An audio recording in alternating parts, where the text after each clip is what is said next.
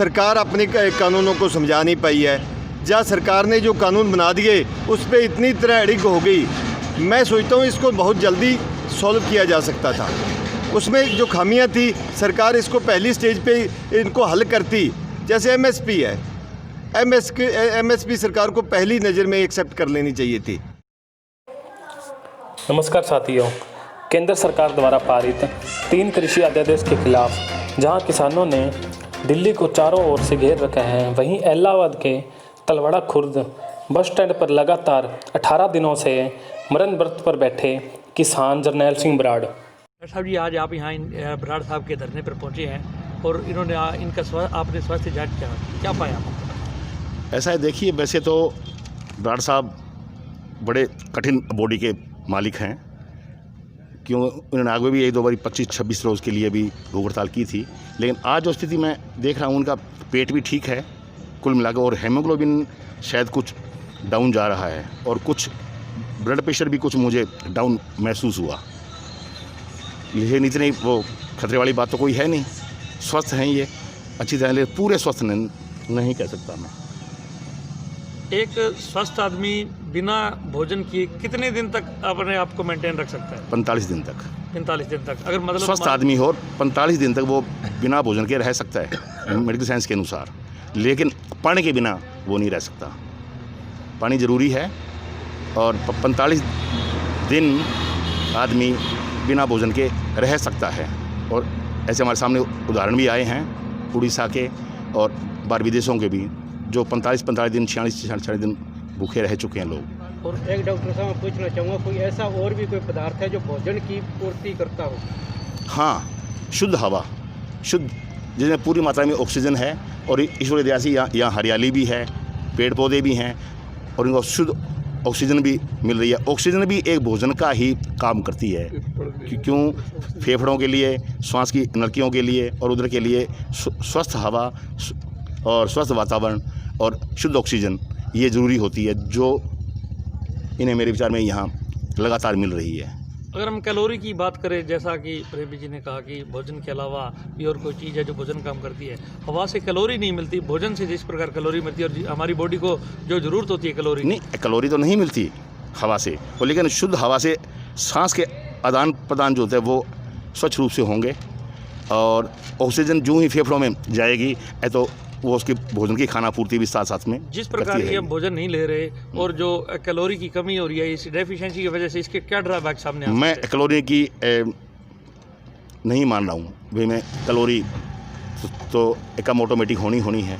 जब भोजन नहीं लेंगे, कोई आहार नहीं लेंगे तो वो तो कम होगा ही होगा। इसके क्या ड्रॉबैक सामने आए, क्या इसके साइड इफेक्ट सामने आए? नहीं, साइड इफेक्ट इसके ये हैं भाई, इनका बीपी डाउन हो सकता है और बीपी डाउन हो सकता है, हेमोग्लोबिन भी डाउन हो सकता है, और जो लीवर की जो यकृत की जो प्रक्रिया है वो मंद पड़ सकती है, इसलिए इनको उदर विकार होने की भी संभावनाएं हैं। यदि तो इनको 7-8-10 दिन तक परेशानी का सामना करना पड़ेगा, क्योंकि लीवर जो है, जो खाए पिए जो हजम करता है, पाचक रस बनाता है, उसके अंदर थोड़ी सी वीकनेस है इनके। तो लीवर अभी तक तो इनका ठीक है, कोई कॉम्प्लिकेशन मैं नहीं देख रहा हूँ, लेकिन भगवान सुख रखे, कुछ सरकार भी सुने, इनके भी सुने, सरकार भी कुछ माने और ये शीघ्र ही भोजन की मतलब लेना शुरू करें।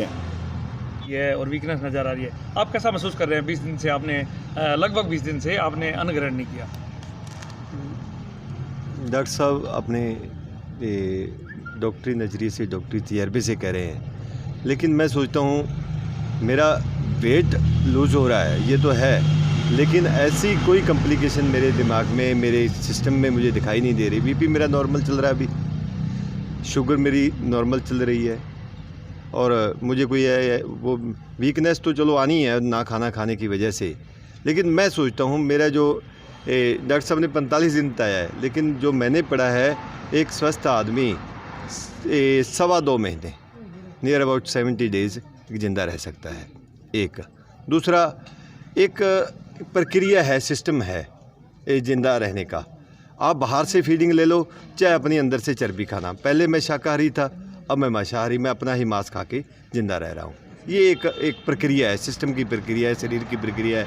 मेरे जो लंग्स हैं या मेरे वो दूसरे मेरे ऑर्गन्स हैं, गुर्दे हो गए या मेरा लीवर है, मेरे दूसरा सारा है, उन्होंने अपना सारा उससे ज़िंदा रहना शुरू कर दिया है। ये ऐसे कोई नहीं है, लेकिन मेरे में वीकनेस आएगी। ये तो रही स्वास्थ्य की बात, अभी हम स्वास्थ्य की बात कर रहे थे, तो अब इससे हटके बात करेंगे जिस मुद्दे को लेकर आप यहाँ पे बैठे हैं उसके बारे में आप क्या कहना चाहेंगे कि आपकी क्या मांग है और ये आप कब तक यहाँ इस ऐसे भूख हड़ताल पर बैठेंगे?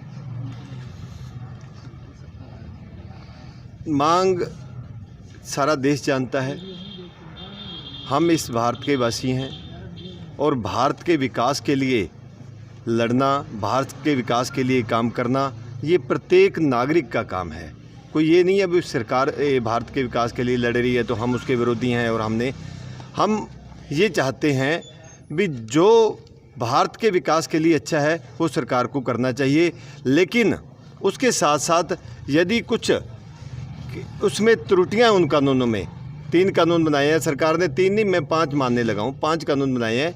यदि कुछ त्रुटियां हैं तो उस त्रुटियों को दूर किया जाना चाहिए और उन त्रुटियों को दूर करके इस जो मुद्दा है, जो लाखों लोग बैठे हैं, जो भावनात्मक रूप से यहाँ जुड़ गए हैं, उनको घर वापस शांतिपूर्वक भेजना चाहिए ताकि भारत के विकास को भी गति दी जा सके और भारत को ऐसी आग से बचाया जा सके जिस आग में झुलसने की, मतलब एक उपद्रव पैदा होने की या एक आतंकवाद जैसी स्थिति पैदा होने की जो संभावना है उससे बचा जा सके सरकार को। और उन जो किसान बैठे हैं, जो किसान, और वहाँ 2 तरह के किसान हैं, एक तो किसान लीडर हैं, एक लोग जुड़े हैं किसानी से जिनको ऐसा लग रहा है भी हमारी जो है ज़मीन खिसक जाएगी, हमारा सब कुछ चला जाएगा। मतलब उनकी जो भावनाएं हैं उनको समझ के उनकी जो जायज़ मांगे हैं, जायज़ मांगों को सरकार को जल्द से जल्द पूरा करना चाहिए। अभी बीच में एक आपने बात करी कि वहाँ जो किसान नेता हैं वो उन्होंने किसानों को भावनात्मक रूप से वहाँ पे इकट्ठा किया है। अगर मैं बात करूँ लोगों को इकट्ठा करने की तो हम कहीं इकट्ठा करने लगें तो कहीं 10 या 20 लोग भी इकट्ठे नहीं होते और वहाँ दिल्ली लाखों की संख्या में किसान पहुँचे हैं। कहीं ना कहीं लगता है कि इसमें खामी है, इसके बारे में आप क्या कहना चाहेंगे? इसमें जो मैं वहाँ नज़रिया देखता हूँ, मतलब कहीं तो सरकार अपने कानूनों को समझा नहीं पाई है, जहाँ सरकार ने जो कानून बना दिए उस पर इतनी तरह अड़िग हो गई। मैं सोचता हूँ इसको बहुत जल्दी सॉल्व किया जा सकता था। उसमें जो खामियां थी सरकार इसको पहली स्टेज पे इनको हल करती। जैसे एमएसपी है, एमएसपी सरकार को पहली नज़र में एक्सेप्ट कर लेनी चाहिए थी। कितनी ज़मीन तक की एमएसपी की भी ज़रूरत सभी को नहीं है। मैं वो 3 कानून है उसमें सारी कमियां नहीं हैं, उनमें 2-3 कमियां हैं। एक न्यायालय प्रक्रिया ना जोड़ना, एसडीएम तक उसको बना के रखना, एक सिर्फ जो अब हमारे कंपनी को उसका कंट्रैक्ट तोड़ने का, ज़मींदार को भी कंट्रैक्ट तोड़ने का अधिकार होना चाहिए। इसमें 2-3 कमियां हैं। एक पराली वाला कानून है उसमें भी 2-3 कमियां हैं, बिजली वाला कानून है उसमें भी 2-3 कमियां हैं। ये सरकार भी मानने लगी है, इसमें 7-8 कमियां हैं। उनको पहली स्टेज पे मान लेना चाहिए था। सरकार को इतना लंबा करना ही नहीं चाहिए था इसको। एमएसपी है, एमएसपी आज यदि सरकार पहली स्टेज पे दे देती, मैं तो ये भी मानता हूँ एमएसपी भी 2 तरह के लोग हैं इस खेती में। एक तो 10 एकड़ से नीचे वाले लोग और एक 10 एकड़ से ऊपर वाले लोग। जो 10 एकड़ से नीचे वाले लोग हैं, एमएसपी सिर्फ ज़रूरत उन्हीं लोगों को है। जो 10 एकड़ से ऊपर वाले लोग हैं उनको एमएसपी की ज़रूरत नहीं है। उनके पास अपने सहायक धंधे हैं, वो अपने सहायक धंधों से अर्निंग आती है उनको। उन्होंने तो अपनी प्रॉपर्टी बचाने के लिए, वो ज़मीनें उनकी प्रॉपर्टी हैं, ना कि उनके लिए इनकम का सोर्स है। सरकार को सिर्फ 10 एकड़ वालों को एमएसपी दे के अपना ये काम करना चाहिए था। और जो वहाँ लोग बैठे हैं वहाँ 2 तरह के लोग हैं, एक तो राजनीति करने वाले लोग हैं, एक किसान है। और किसान कौन है? 10 एकड़ से नीचे वाले लोग वहाँ ज़्यादा हैं। आज 30 लाख लोग बैठे हैं तो उसमें से ये मानो 99% 10 एकड़ से नीचे वाले हैं। यदि सरकार पहले दिन ही उसको 10 एकड़ तक को एमएसपी देती तो ये स्थिति आज सरकार को ना देखनी पड़ती। और आज वो 30 लाख लोग उसमें नहीं है, लाख करोड़ों लोग तो दिल्ली वाले परेशान हो रहे हैं। करोड़ों लोग जो दिल्ली हर रोज जाते थे वो परेशान हो रहे हैं। करोड़ों लोग जो चल के गए उनके घरों में लोग परेशान हो रहे हैं। ये सरकार की सिर्फ एक जिद की वजह से। यदि सरकार ये जिद पे ना अड़ती और ना ही उन लोगों को राजनीति करने का मौका मिलता जो वहाँ बैठे इन लाखों लोगों की भावनाओं पर राजनीति करते हैं, ना उनको ये मौका मिलता। आपने एक बात कंट्रैक्ट फार्मिंग की भी की। कंट्रैक्ट फार्मिंग की अगर मैं बात करूं तो हमारे भारत के संविधान में कंट्रैक्ट एक्ट अलग बना हुआ है। तो कंट्रैक्ट एक्ट, अगर आपने ये जो बात की, जो कंट्रैक्ट ब्रीच कंपनी कर सकती है, ऐसा कहीं भी कंट्रैक्ट एक्ट में कोई भी प्रोविज़न नहीं है।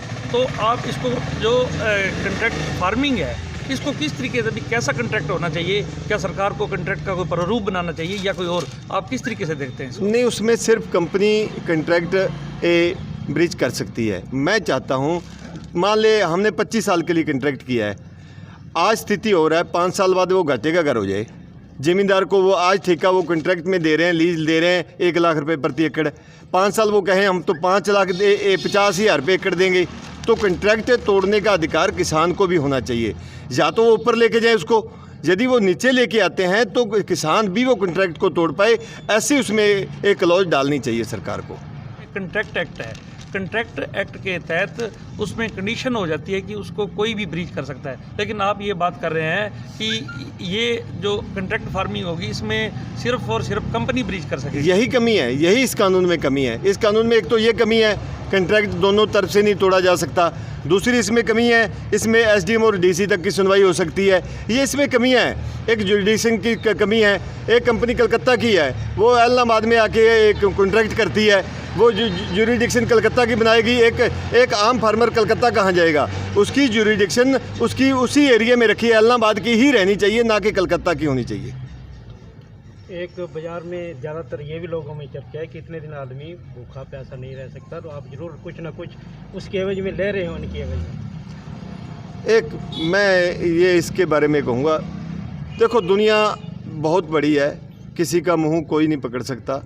मैं परमात्मा को, अकाल पुरख वाहिगुरु को अपना मानता हूँ, सब कुछ उसको मानता हूँ। और मैंने आज नहीं, मैंने कम से कम इससे पहले 8 अंगरक्षताएँ रखी हैं, और मैं एक ईमानदारी से, हमेशा ईमानदारी से रखता हूँ।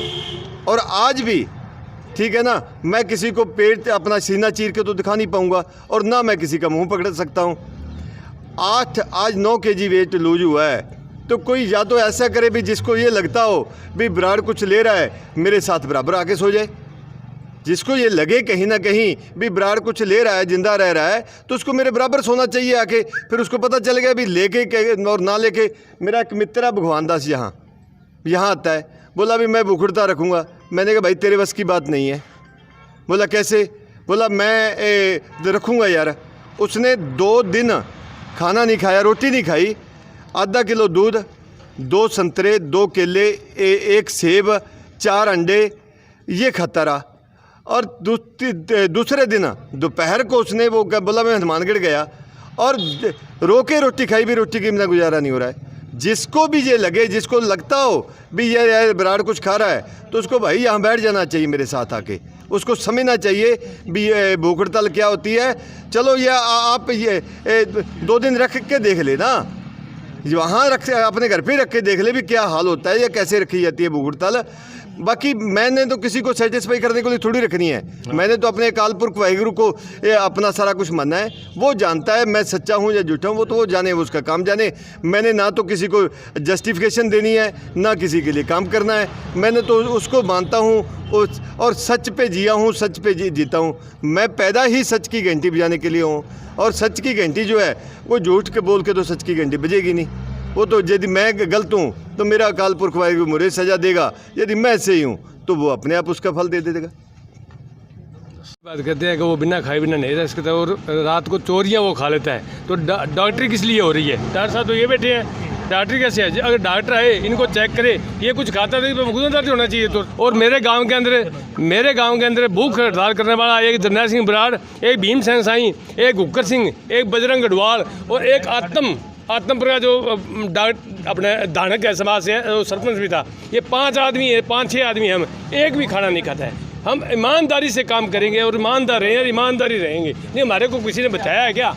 हमारे में एक शक्ति है, हम लोगों के लिए लड़ने के लिए हमारी एक शक्ति है कि हम लोगों को खिला के छोड़ें कुछ ना कुछ, हम नहीं खाएंगे।